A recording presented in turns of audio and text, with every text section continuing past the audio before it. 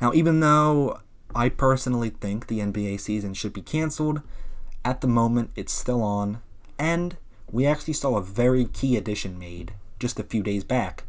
The Lakers are finalizing a contract to bring free agent shooting guard J.R.Smith to the team to essentially fill the void left by Avery Bradley electing to sit out due to safety reasons. And this is one of the most polarizing signings since this all happened, because if you don't know, the NBA essentially opened up a window and said, okay, if you want to add someone to your team, you have this little time frame to do it. Essentially, if you have an open roster spot or whatever, if your players decided they don't want to come to Orlando, here's what you're going to do. You can sign people. We're going to give you a window. And one of the most notable people who decided to sit out was Lakers point guard Avery Bradley. And then almost immediately, J.R.Smith was linked to the Lakers. It's no surprise that this is happening. The reason for that being, J.R.Smith has played with LeBron James. J.R.Smith has won a championship with LeBron James. And LeBron is not really one to lean towards younger players as opposed to veterans. A lot of people were rooting for Alonzo Trier, who had just been waived by the New York Knicks. Maybe he goes to LA. I knew that wasn't going to happen. I know LeBron James would take a washed-up J.R. Smith over a young, fresh Alonzo Trier just because LeBron James, yes, we all do remember what happened in Game 1 of 2018, but LeBron James trusts J.R. Smith.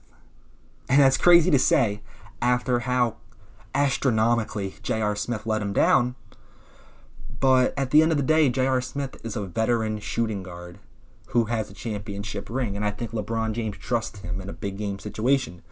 And as I said earlier, J.R. Smith to the Lakers is absolutely polarizing for most NBA fans, because you have people like me who say that's a really good signing. For what they had available to them, I think that's a great signing. Then you have others where it's like, oh, he forgot the score of the finals, how can you trust him? Oh, he's a bum, he's washed up.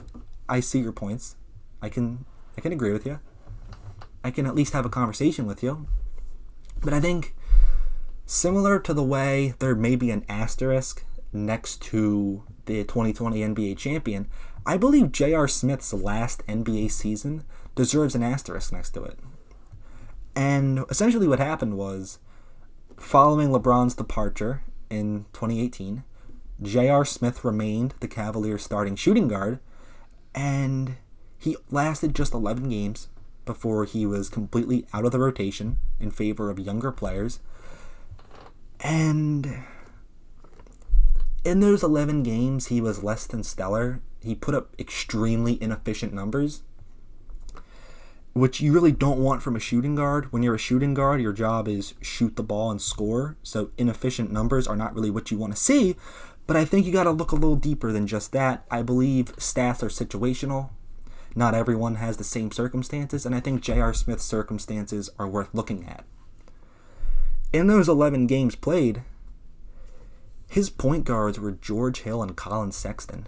And when you hear that, you're like, oh, George Hill is the sixth man on the number one seeded Bucks, and Colin Sexton is one of the best young point guards in the NBA. Well, it's deceiving. Both of those players, the Lakers' two top point guards, averaged less than 3 assists that year. George Hill averaged 2.1. Colin Sexton averaged just under 3. So he went from LeBron James putting up games with 15 or 16 assists to Colin Sexton and George Hill averaging less than 3.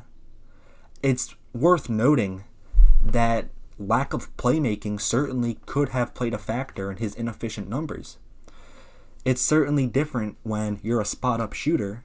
Where you get the ball matters and how you get the ball matters.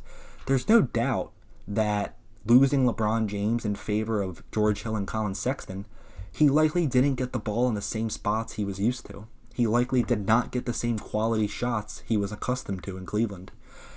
And my biggest reason for this is you look at the 2018 season, LeBron James' last season in Cleveland.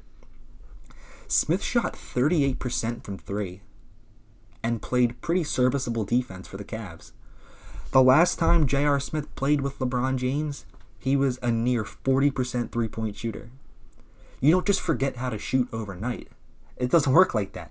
The people who last the longest in this league are the ones who can shoot. Kyle Korver, J.R.Smith, Reggie Miller lasted a while. These guys last because regardless of their age and how much their skills dwindle, you can always shoot a basketball. And I think the same goes for J.R.Smith. He's not the freak athlete he used to be. He's not going to slam it over you and posterize you the way he did in Denver and New York. But J.R.Smith can absolutely come into the game and give you 6 points off the bench. He can. He can do that, especially with LeBron James. We saw it in the past. The reason people don't like J.R.Smith to the Lakers is, one, the end of Game 1 of the 2018 Finals. He forgot the score. It's inexcusable. But I don't believe he deserves to let that haunt him for the rest of his career. And I'm a big LeBron James fan. I was infuriated at that moment. I cannot even explain to you the rage that was running through my body when J.R. Smith dribbled out that basketball with a wide open LeBron James at the 3-point line. I'm not going to sit here and lie and say, he deserves a pass. But we are now years removed from that. Regardless of what happened in that game, J.R. Smith is still an elite 3-point shooter. J.R. Smith can hit some of the craziest circus shots you've ever seen in your life. It's crazy because it's like if you leave J.R. Smith open for a 3, he might hit it. J.R. Smith doing a 360 falling out of bounds, I'd bet on him making that every time. J.R. Smith is one of the weirdest players I've ever seen. But given what was available to the Los Angeles Lakers at this moment, I think this was a good move. And my reason for that is simply defense. Let's just take offense out of the equation. The Lakers are not going to miss Avery Bradley on offense. That wasn't what he was there for. Avery Bradley attempted 3 threes a game. He was not there for offense. He was not a scorer. The reason Avery Bradley was so important to the Lakers was his defense. He was tenacious on defense. He went after you, and he would lock down the opposing team's starting point guard. And yes, the Lakers will miss that. But J.R. Smith is a very serviceable perimeter defender.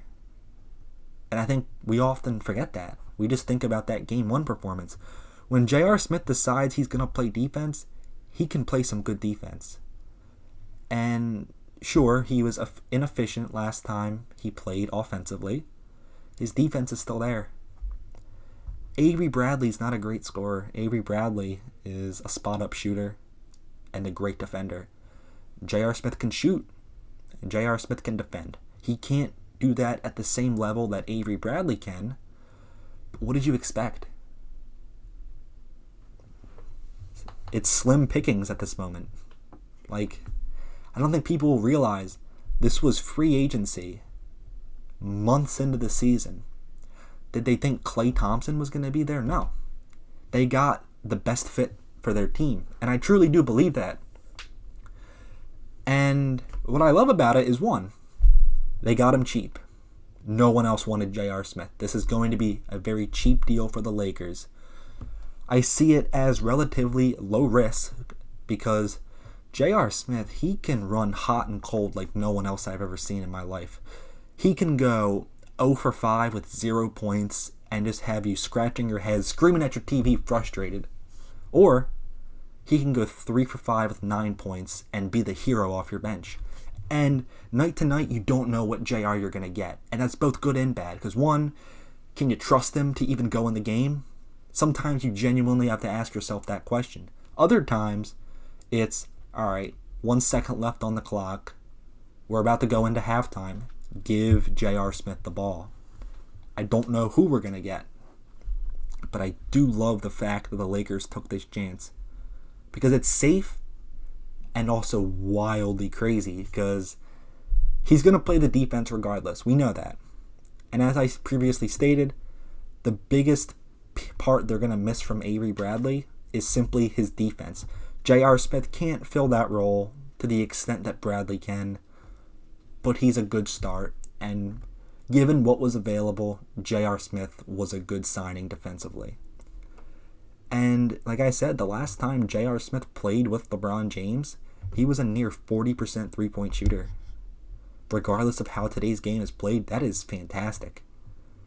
He's a starting shooting guard on a championship team. He's got the experience. He's been there, done that, with LeBron James, I might add. And at the end of the day, how can you not love this? He plays defense, he can shoot the ball. That's the only two things you ask for when signing a free agent to play with LeBron James.